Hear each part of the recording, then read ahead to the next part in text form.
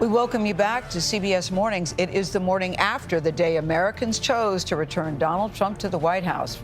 For some people, that brings back memories of his first term and the turmoil and the conflict that we saw between the president and other government officials.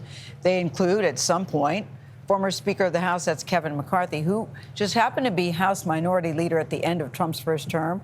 We're happy to say he was in New York. We heard you were here and said, please, Mr. Speaker, come on by, and you did. We're very glad to see you. Thank you. You know, depending on a person's point of view, either you're doing the hula this morning or you're in a state of disbelief.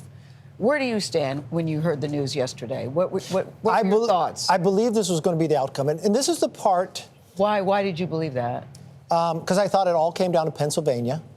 I thought it's more about the policy of economics.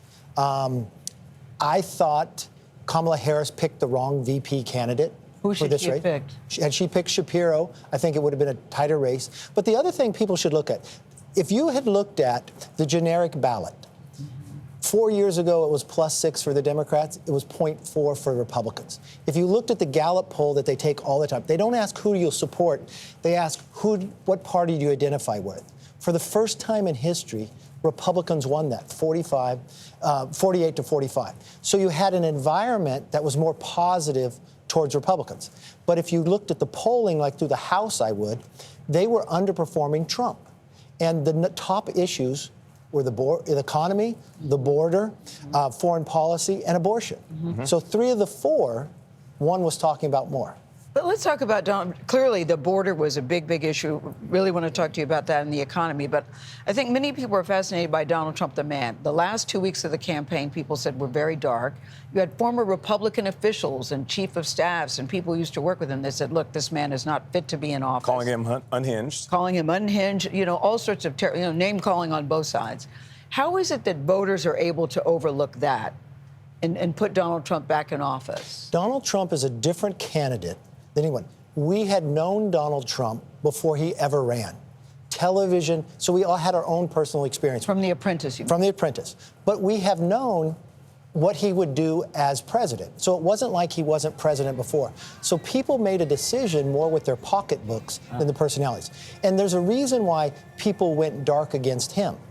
Kamala wasn't pulling her base.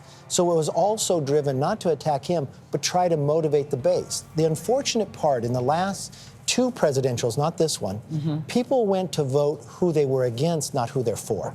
The part I was most excited about, whoever was to win, I wanted him to win the popular vote and the Electoral College. Because we've got to put this to rest and we've got to be able to govern.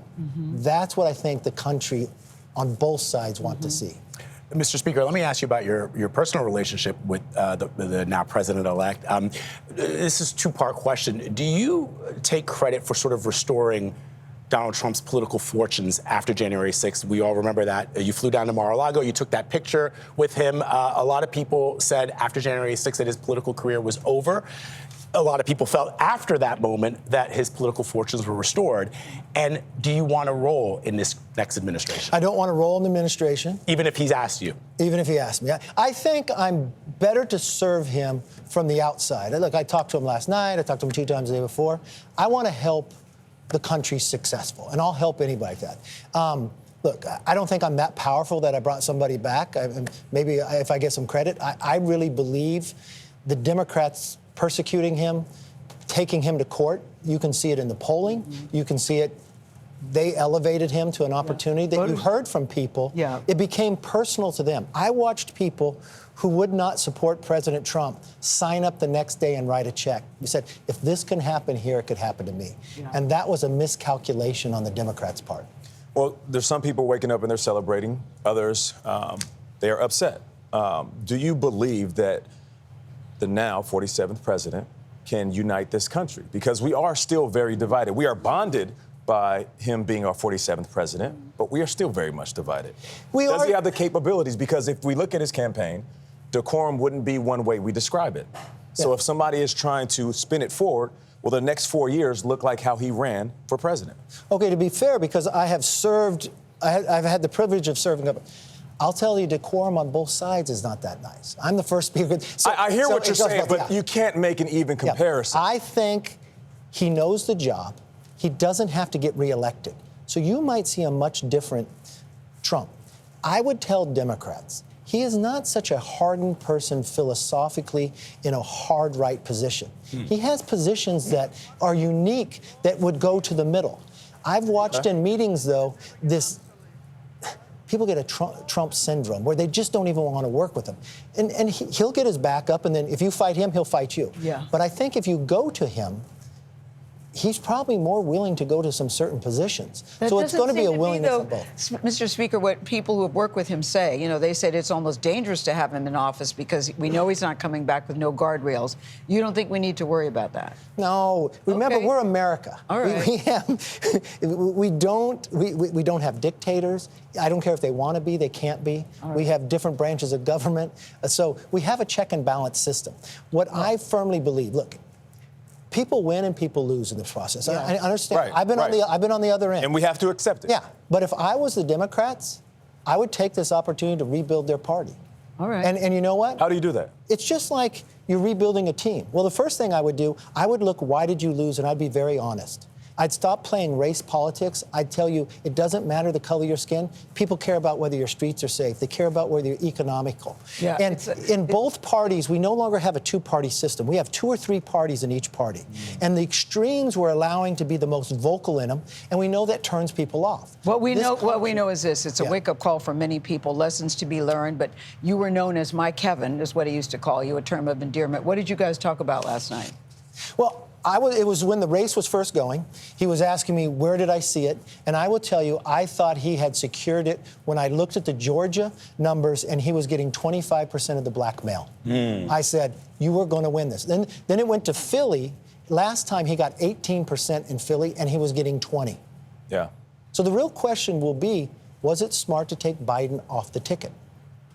He would have done better in Pennsylvania. I don't think he would have won, but you changed democracy in a manner that you didn't give people a voice. Because I don't believe the Democrats would have picked Kamala. They probably would have had a stronger candidate. Vlad asked you about a role. You want to go ahead? Well, no, yeah, go ahead, Dave. I want to ask about Elon Musk and RFK. Do you believe that they should play a role in his cabinet?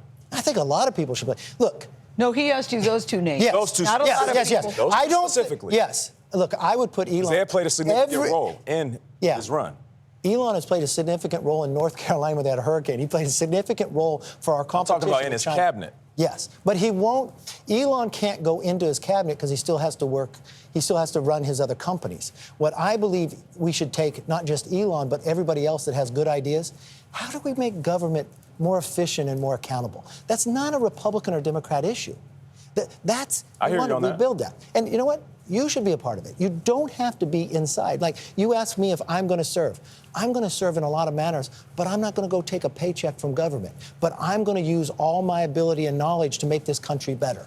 And I will volunteer that time to do it. Okay. Kevin McCarthy, we appreciate you joining us and stopping by. You seem happy, Kevin McCarthy. I'm very happy. All right. Happy. We'll be right back.